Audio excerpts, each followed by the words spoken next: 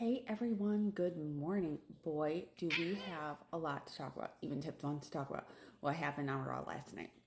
So, we, let's talk about Seth and Punk first. I feel like we have to start there because it was iconic. I think they both did a great job. I think, Seth does this great job, and I think very similar to Drew. Drew's a little bit more whiny, but Seth did this great job in this promo, like laying out, like, I love the line when he says you always have an excuse, and like Punk was like a reason, and he goes, yeah, you're gaslighting everyone. I think he did this great job of laying out a case of like, you were so selfish. And even my husband's a Drew fan, was like, Punk's selfish. What he did was selfish, and it hurt another person. I just loved that. I love it going back to something that they had planted seeds back in November about. Then Punk got injured. Then we lost that WrestleMania match, and they pivoted, and they pivoted great with the whole Drew thing. But I love this little like hinting at also this underlying current with Seth and CM Punk. I'm curious where it's going to go. But also I find it interesting because like in some ways CM Punk is the face with him and Drew, at least in my opinion. My husband would differ. But I really felt strongly like at the end of this, like Seth's right and CM Punk is wrong. So where does that leave everything? It'll be interesting to see. I thought that was just great. Everything about like chef's kiss, money, fabulous. To continue with that, I did love the backstage segment with Seth and Damian. I think one, very clear Damian's becoming a babyface with this move, this like gentleman's agreement, this honoring something because it wasn't his fault. I just think it was fabulous.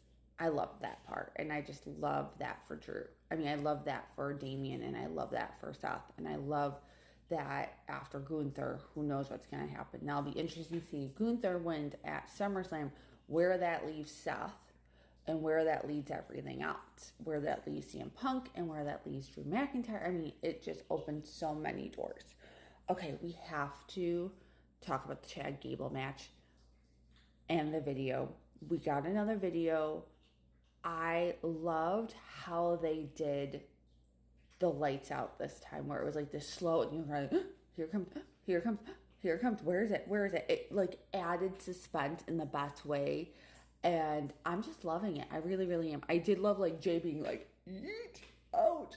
I thought that was a cute little moment, and yeah, I just loved everything about that whole thing. The video was so crazy. Again, I'm like, every time I think they've laid down everything for this, there's more twists and turns, and I would love more vignettes of each of the Wyatt Six talking about why they're doing this, why they are a part of this, what is the mental, and then I love the backstage segment when you had Bo like just showing up in the general manager's office. Like, so we've seen Uncle Howie, and now we've seen him, and we know that they go like this. So when does this happen? When are they this? And how does that affect the wrestling? I'm just very, very curious. Very curious. And I'm here for it. I'm like on this ride and happy as a little clam with it. All the things with Braun Breaker, Sami Zayn, and Ilya Dragunov was great. I feel like I love Sami, and I feel like I don't know where this is going yet for Sami. And I really thought Braun Breaker was going to win at Money in the Bank. So I'm kind of like, I don't know what's next for all this, but Sammy's great. He's great on the mic. He's great. He works his ass off in the ring. Braun Breaker is green, but he is fabulous, and he has size, and he looks crazy good. But could we please tell him to stop spray tanning so much? His like forehead is driving me nuts in promos. I just gotta be honest. Everything else is great about him, but as someone who does spray tan myself, or like goes get spray tan, sometimes I'm just a little like, okay, yeah, let's Let's exfoliate a little more. Let's cut it down. The match with Ilya was great. I think those two are great together. They keep talking about this history in NXT. I would love a little bit more flesh on that because I really don't know what it is. I don't know why they don't like each other, and I'd love to know that, quite honestly. Because yeah, I'm like happy you're coming to help Sammy, but like, what are you getting out of this? That's what I want to know. The 6-woman tag team was great. I love the introduction of Sonya Deville being with Zoe Stark and I'm losing it. You know who I mean. My brain. I have not had enough coffee yet, guys. Shayna Baszler. Oh my goodness, poor Shayla. I'm sorry. My brain's not working all the time. I love that. I can't wait to see what that. It's interesting because there's like a lot of 6-woman factions. Like, where does this leave the other 3? Where does this leave Damage Control? What's going on? Again, women's storylines that have nothing to do with a belt. I'm loving it. Like, loving it. With that, of course, the other undercurrent night was this big match that was Liv Morgan and Dom Dom versus his dad, Rey Mysterio, and Zelina Vega.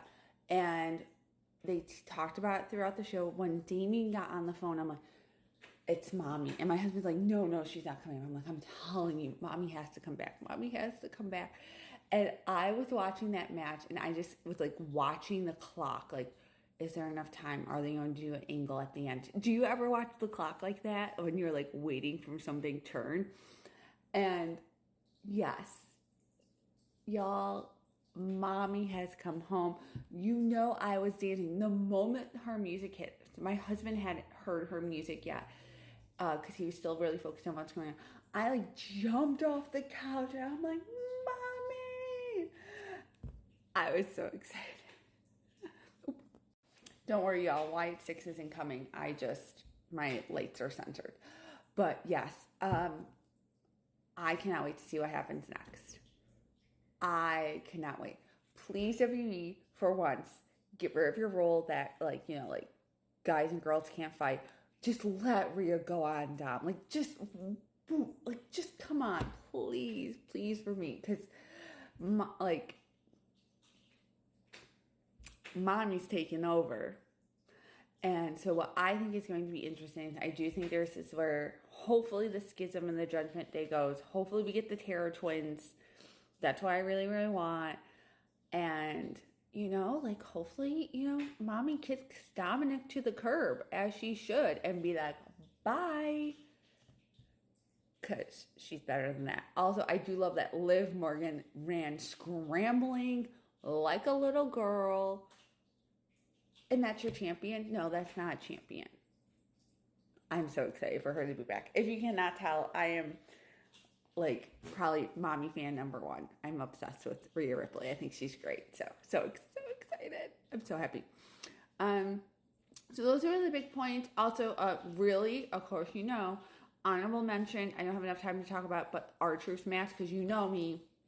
You know I love me some R-Truth. I love him rapping. I love the whole match. I love him. Okay, I had to just get that in because, as we know, I'm just such a huge fan of his. But yes, for me, the highlights were Wyatt 6, CM Punk, and Seth Rollins in the ring. And, of course, Mommy's return. Because it's time. And we are so getting closer and closer to SummerSlam. I cannot wait to see what they're setting up for her at SummerSlam. All right. As always, what did you think? Questions, comments, your opinions. What did you see that I didn't see? I want to hear all the things in the comments below. And I'll see you all back on Saturday as we look at SmackDown. Bye, y'all.